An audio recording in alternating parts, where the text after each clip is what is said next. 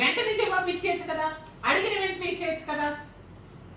ఇవాళని ఆయనకి హృదయం ఉంది. కానీ ఎందుకు అని అంటే మన జీవితాలలో దేవుడు ఎందుకు కొన్నిసార్లు మనము వెయిట్ చేయాలని కోరుకుంటాడు అని అంటే ఆ వెయిటింగ్ లో పర్ఫెక్ట్ ప్లాన్ మనకి ఇస్తూ ఎవ్రీ స్టెప్ ని క్లారిటీ ఇస్తూ తీసుకొస్తాడు.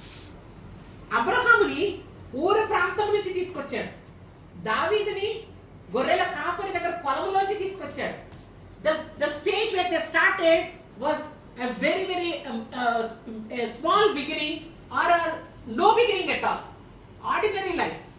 అక్కడ నుంచి ఊరు ప్రాంతంలో కల్దీల దేశంలో అన్య దేవతారాధన చేసుకుంటున్న అబ్రహాముని దేవుడు పిలిచినప్పుడు ఎవ్రీడే ముందుకు నడవమన్నాడు, ఆగమన్నాడు, ఆరాధించమన్నాడు, మళ్ళీ గుడికి వెళ్ళమన్నాడు, ఆగమన్నాడు, ఆ తర్వాత ఈ దేశానికి వెళ్ళమన్నాడు.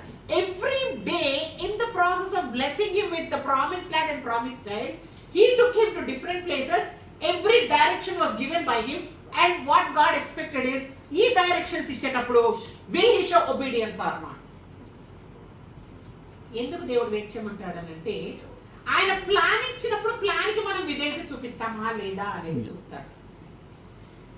అర్థమవుతుందండి? ఎందుకనంటే చాలా సార్లు ప్లాన్ దేవుడు మనకి ఒకేసారి ఇవ్వకపోవడానికి కారణం ఏంటంటే ఆ ప్లాన్ మన చేతిలో ఉందనుకోండి, దేవుని సమయానికంటే ముందుగా వెళ్ళిపోయి పొరపాట్లు తడబాట్లు పడిపోయి ఒక్క బార్లో పడిపోతాం. So every plan one plan at a time, one step at a time God will teach us. ఒకేసారి బ్లూ ప్రింట్ ఇవ్వాలని ఎక్స్పెక్ట్ చేయకండి. ఒక దైవజనుడు అంటూ ఉన్నాడు, దేవుడు నాకు మొత్తం బ్లూ ప్రింట్ ఇచ్చాడు నా లైఫ్ గురించి అని అంటా ఉన్నాడు. నేను ఆయన తప్పు పట్టట్లేదు, కానీ నేనేమంటే నాకైతే ఇవ్వలేదమ్మా.